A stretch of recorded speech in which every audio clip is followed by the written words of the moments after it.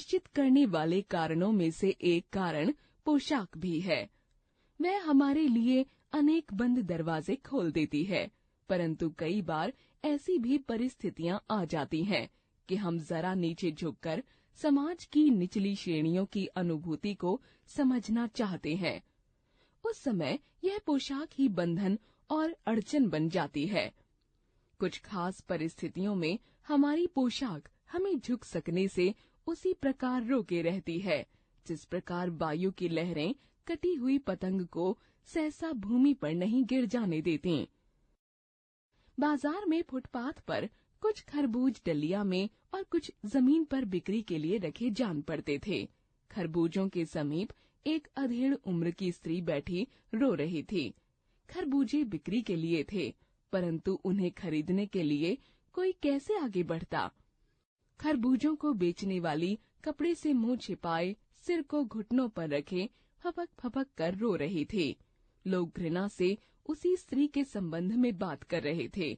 उस स्त्री का रोना देखकर मन में एक व्यथा सी उठी, पर उसके रोने का कारण जानने का उपाय क्या था। फुटपाथ पर उसके समीप बैठ सकने में मेरी पोशाक ही व्यवधान बन खड़ी हो गई। एक आदमी ने घृणा से एक तरफ थूकते हुए कहा, क्या जमाना है, जवान लड़के को मरे पूरा दिन नहीं बीता और यह बेहया दुकान लगाकर बैठी है। दूसरे साहिब अपनी दाढ़ी खुजाते हुए कह रहे थे, अरे जैसी नियत होती है अल्लाह वैसी ही बरकत देता है।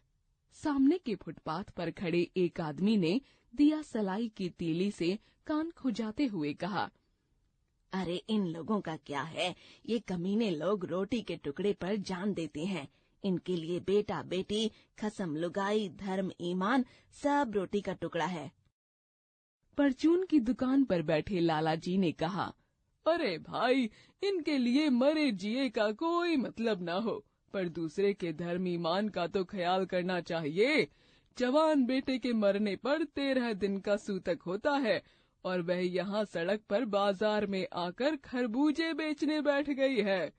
1000 आदमी आते जाते हैं, किसी को क्या मालूम कि इसके घर में सूतक है।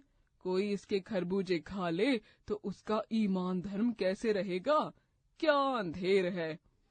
पास पड़ोस की दुकानों से पूछने पर पता चला उसका 23 बरस का जवान लड़का था। घर में उसकी बहू और पोता पोती हैं। लड़का शहर के पास 1.5 बीघा भर जमीन में कछियारी करके परिवार का निर्वाह करता था। खरबूजों की डलिया बाजार में पहुंचाकर कभी लड़का स्वयं सौदे के पास बैठ जाता, कभी माँ बैठ जाती। लड़का परसों सुबह मुंह अंधेरे बेलों में से पके खरबूजे चुन रहा था। गीली मेड़ की तरावट में विश्राम करते हुए एक सांप पर लड़के का पैर पड़ गया। सांप ने लड़के को डस लिया। लड़के की बुढ़िया माँ बावली होकर ओझा को बुला लाई। झाड़ना फूंकना हुआ, नागदेव की पूजा हुई। पूजा के लिए दान दक्षिणा चाहिए। घर में जो कुछ आटा और अनाज था दान दक्षिणा में उठ गया। माँ, बहू और बच्चे भगवाना से लिपट लिपट कर रोए, पर भगवाना जो एक दफे चुप हुआ तो फिर न बोला। सांप के विष से उसका सारा बदन नीला पड़ गया था। जिंदा आदमी नंगा भी रह सकता है, परंतु मुर्दे को नंगा कैसे विदा किया जाए।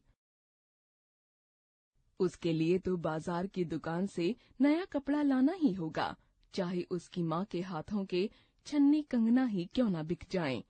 भगवाना परलोक चला गया। घर में जो कुछ चना भूसी थी सो उसे विदा करने में चली गई। बाप नहीं रहा तो क्या, बच्चे सुबह उठते ही भूख से बिलबिलाने लगे। दादी ने उन्हें खाने के लिए खरबूजे दे दिए, लेकिन बहू का बदन बुखार से तवे की तरह तप रहा था। अब बेटे के बिना बुढ़िया की दुवन्नी चवन्नी भी कौन उधार देता। बुढ़िया रोते रोते और आंखें पोंछते भगवाना के बटोरे हुए खरबूजे डलिया में समेटकर बाजार की ओर चली, और चारा भी क्या था। बुढ़िया खरबूजे बेचने का साहस करके आई थी, परंतु सिर पर चादर लपेटे, सिर घुटनों पर टिकाए हुए फपक फपक कर रो रही थी। कल जिसका बेटा चल बसा, आज वह बाजार में सौदा बेचने चली है। हाय रे पत्थर दिल। उस पुत्र वियोगिनी के दुख का अंदाजा लगाने के लिए पिछले साल अपने पड़ोस में पुत्र की मृत्यु से दुखी माता की बात सोचने लगा।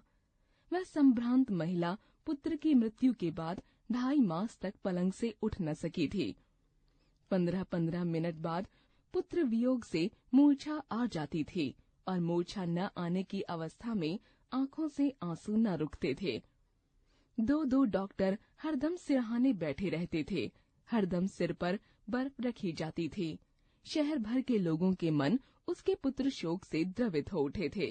जब मन को सूझा का रास्ता नहीं मिलता तो बेचैनी से कदम तेज हो जाते हैं। उसी हालत में नाक ऊपर उठाए राह चलतों से ठोकर खाता मैं चला जा रहा था। सोच रहा था, शोक करने गम मनाने के लिए भी सहूलियत चाहिए और दुखी होने का भी एक अधिकार होता है। जीवन मूल्य। हमें किसी दुखी मनुष्य को और दुखी नहीं करना चाहिए। जीवन कौशल। मैंने निश्चय किया है कि आज से मैं किसी गरीब की मदद करूंगा। यह तो बहुत ही नेक विचार है। तुम क्या करने के बारे में सोच रहे हो? मेरे घर में जो काम वाली है उसका एक छोटा सा बेटा है, मैं उसे पढ़ाऊंगा। अरे वाह, इतना अच्छा काम! अब मैं भी कुछ ऐसा ही करना चाहूंगी। बातों बातों में हमने सीखा कि हमें गरीबों की मदद करनी चाहिए।